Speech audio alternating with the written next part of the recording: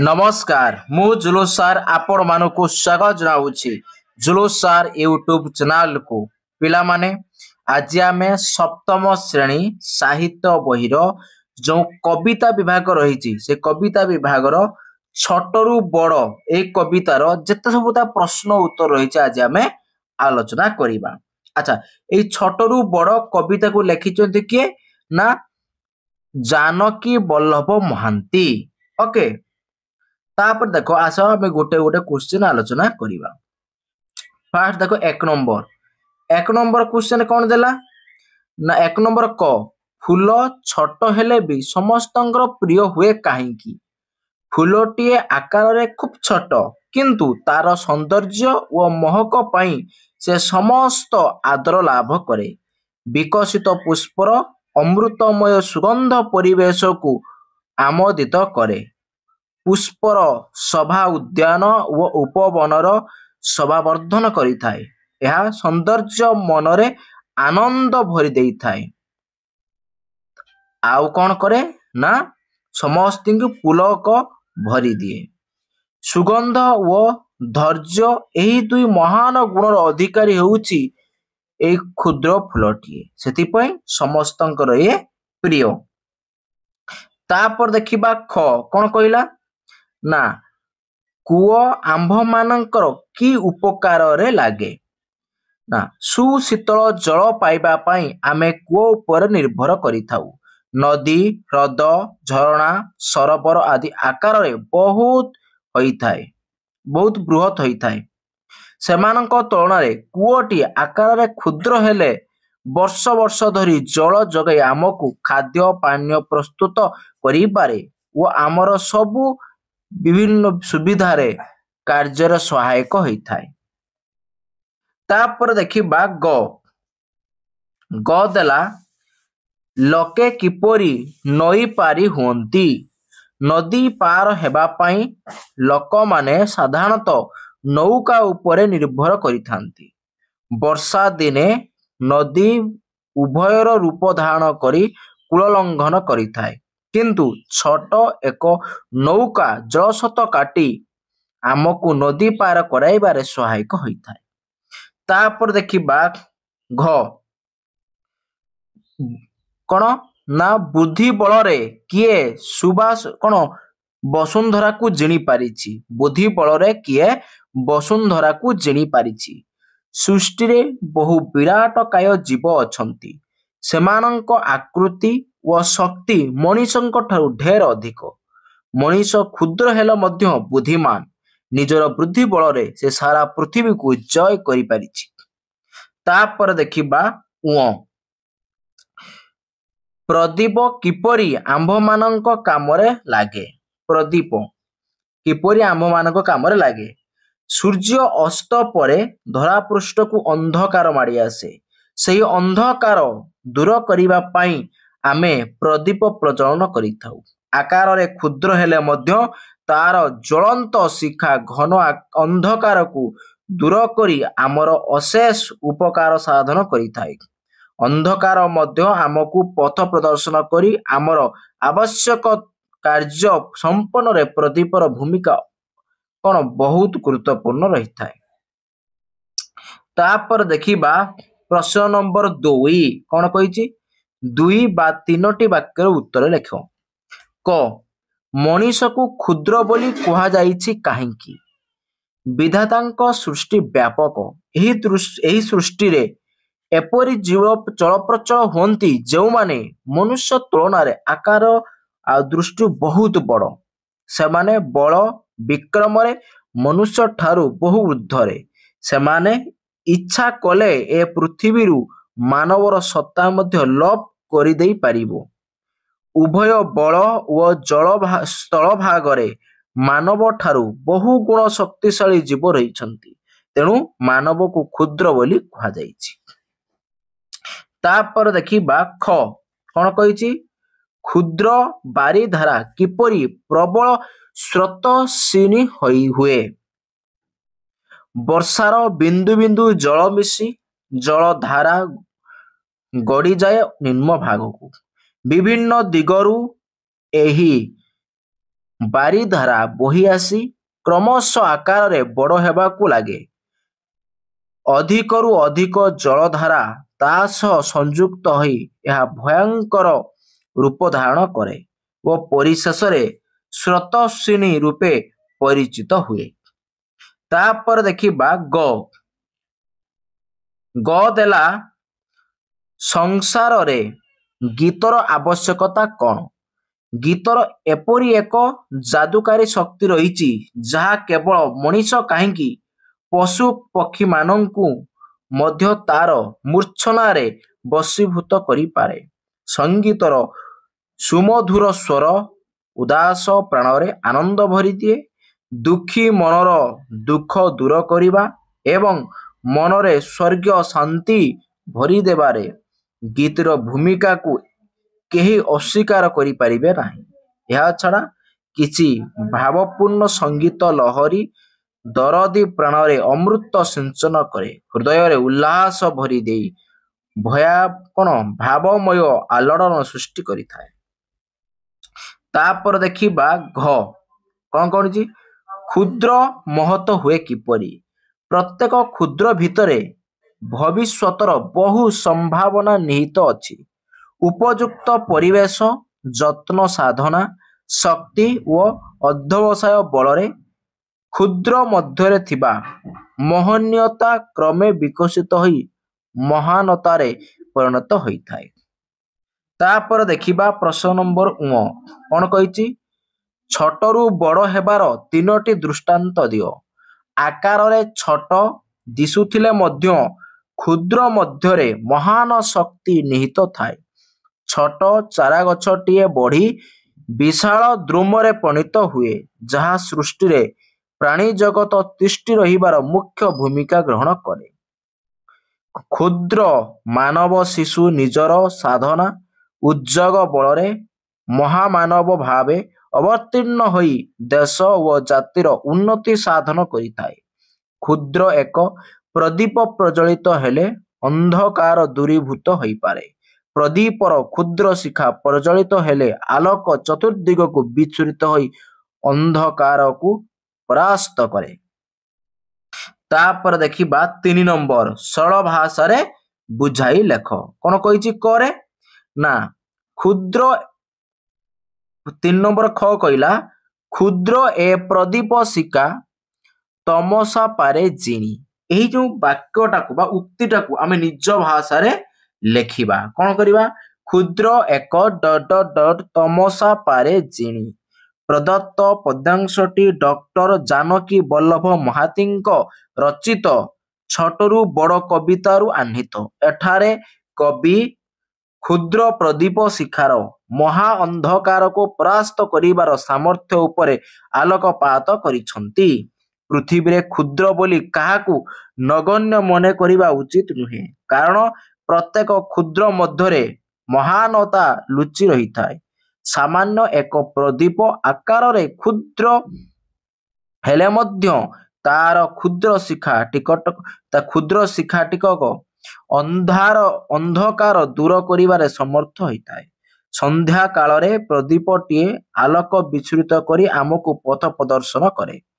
ଅନ୍ଧକାର ସମୟରେ ଆମେ ସେହି ପ୍ରଦୀପଟିର ସହାୟତା ନେଇଥାଉ ଓ ସେତେବେଳେ ତାର ମହାନତାକୁ ଅନୁଭବ କରୁ। ଆକୃତିରେ କ୍ଷୁଦ୍ର ହେଲେ ମଧ୍ୟ ତା ମଧ୍ୟରେ ଗାଢ଼ ଅନ୍ଧକାରକୁ ପରାସ୍ତ କରିବାର ଶକ୍ତି ରହିଥାଏ। ତେଣୁ କାହାକୁ କ୍ଷୁଦ୍ର ବୋଲି ପରିହାସ କରିବା ଉଚିତ ନୁହେଁ ବୋଲି କବି କହିଛନ୍ତି। ତାପରେ ଦେଖିବା କ'ଣ କହିଛି? କ୍ଷୁଦ୍ର ନର ବୁଦ୍ଧି ବଳେ ଜିଣିଛି ବସୁନ୍ଧରା। କ୍ଷୁଦ୍ର ବସୁନ୍ଧରା। ସଂକ୍ଷିପ୍ତ ପଦ୍ୟାଂଶଟି ଡକ୍ଟର ଜାନକୀ ବଲ୍ଲଭ ମହାନ୍ତିଙ୍କ ରଚିତ ଛୋଟରୁ ବଡ଼ କବିତାରୁ ଆହ୍ନିତ।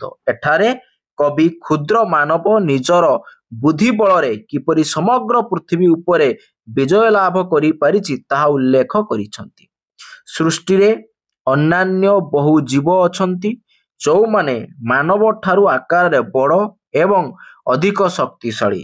ସେମାନଙ୍କ ତୁଳନାରେ ମାନବ ଅନ୍ଧକାରରେ କ୍ଷୁଦ୍ର ହେଲେ ମଧ୍ୟ ତାହାର ମସ୍ତିଷ୍କରେ ଥିବା ଅସୀମ ବୃଦ୍ଧି ବଳରେ ସେ ବହୁ ଅସାଧ୍ୟ ସାଧନ କରିବାକୁ ସମର୍ଥନ ହୋଇଥାଏ। ସୃଷ୍ଟିର ବିରାଟକାୟ ପ୍ରାଣୀମାନଙ୍କୁ ଆୟତ୍ତ କରି ସେମାନଙ୍କ ଦ୍ୱାରା ଅନେକ କାର୍ଯ୍ୟ ସାଧନ କରିପାରିଛନ୍ତି। ଜଳ ସ୍ଥଳ ଆକାଶର ରହସ୍ୟ ଭେଦ କରି ସବୁଠାରେ ନିଜର ଆଧିପତ୍ୟ ଜାହିର କରିବାକୁ ସେ ସମର୍ଥ ହୋଇପାରିଛନ୍ତି।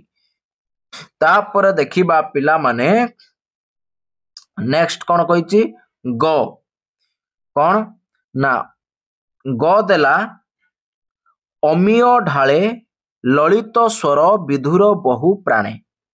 ଆଚ୍ଛା ଆକୁ ଆମେ ନିଜ ଭାଷାରେ ବୁଝେଇକି ଲେଖିବା। ଓକେ ଆଚ୍ଛା ଫାଷ୍ଟ କଣ ଲେଖିବା ଅମିୟ ଢାଳେ ଡଟ ଡଟ ଡଟ ବହୁ ପ୍ରାଣେ। ପ୍ରଦତ୍ତ ପଦ୍ୟାଂଶଟି ଡକ୍ଟର ଜାନକୀ ବଲ୍ଲଭ ମହାନ୍ତିଙ୍କ ରଚିତ ଛୋଟରୁ ବଡ଼ ଶୀର୍ଷକ କବିତାରୁ ଆହ୍ନିତ। ଏଠାରେ କବି ମାନବର ଉଦାସ ପ୍ରାଣରେ ଆନନ୍ଦ ଉଲ୍ଲାସ ଭରି ଦେବାର ସଙ୍ଗୀତର ବଳିଷ୍ଠ ଭୂମିକା ସମ୍ପର୍କରେ ବର୍ଣ୍ଣନା କରିଛନ୍ତି। ସଙ୍ଗୀତର ଏକ ଯାଦୁକାରୀ ଶକ୍ତି ରହିଛି, ତାହା କେବଳ ମାନବ ନୁହେଁ ପଶୁ ପକ୍ଷୀମାନଙ୍କୁ ମଧ୍ୟ ବଶୀଭୂତ କରିପାରେ। ଗୀତର ଲଳିତ ମଧୁର ସ୍ୱର ଦୁଃଖୀ ମନରୁ ଦୁଃଖ ଭରା ଲାଘବ କରିଦିଏ। ଗୀତର ମନୋମୁଗ୍ଧକର ମୂର୍ଚ୍ଛନା ଉଦାସ ପ୍ରାଣରେ ଉଲ୍ଲାସ ଭରିଦିଏ। ବିଷାଦଗ୍ରସ୍ତ ମନରୁ ସକଳ ସନ୍ତୋଷ ଦୂର କରି ଶୀତଳତା ଭରିଦିଏ ସଙ୍ଗୀତ। ଏହାର ଅମୃତ ସ୍ୱର ମଣିଷ ମନର ସକଳ ବେଦନା ଦୂର କରି ହୃଦୟରେ ପୁଲକ ଭରିଦିଏ। ମନକୁ ଆମୋଦିତ କରିବାରେ ସଙ୍ଗୀତର ଅବଦାନ ଅନସ୍ୱୀକାର୍ଯ୍ୟ। ତାପରେ ଦେଖିବା ପ୍ରଶ୍ନ ନମ୍ବର 4 ଇଏ ହେଲା ଲଙ୍ଗ କ୍ୱେଶ୍ଚନ। କଣ କହିଛି ପ୍ରାୟ 100ଟି ଶବ୍ଦରେ ଲେଖିବା।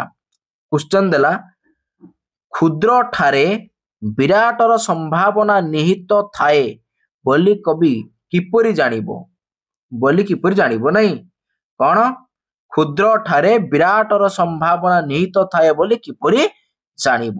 ଆଚ୍ଛା ଛୋଟରୁ ବଡ଼ କବିତାର କବି ଡକ୍ଟର ଜାହ୍ନବୀ ବଲ୍ଲଭ ମହାନ୍ତିଙ୍କ ପ୍ରତ୍ୟେକ କ୍ଷୁଦ୍ର ଠାରେ କିପରି ବିରାଟତ୍ୱର ସମ୍ଭାବନା ନିହିତ ଥାଏ ବୋଲି ବର୍ଣ୍ଣନା କରିଛନ୍ତି। ଏଥିପାଇଁ ସେ ଆମ ସମ୍ମୁଖରେ 7ଗୋଟି ଉଦାହରଣ ଉପସ୍ଥାପନ କରିଛନ୍ତି। କାନନ ବା ଉଦ୍ୟାନରେ ଫୁଲଟିର କଢ଼ ଅବସ୍ଥାରେ ଥିବାବେଳେ ଆକାରରେ ଖୁବ୍ କ୍ଷୁଦ୍ର ଥାଏ, ମାତ୍ର ବିକଶିତ ହେଲା ପରେ ତାର ସୁଗନ୍ଧରେ ପରିପାର୍ଶ୍ୱ ମହକି ଉଠେ।